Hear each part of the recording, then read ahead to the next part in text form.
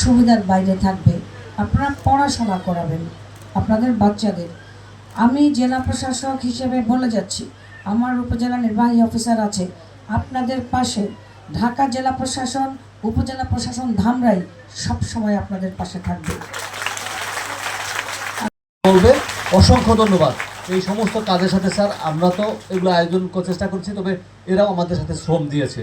প্রত্যেকের ঘরে আমরা গিয়েছি, প্রত্যেককে তালিকা করেছি, আমরা বলতে পারি কোন ঘরে কতগুলো বাচ্চা আছে, তার বয়স কত।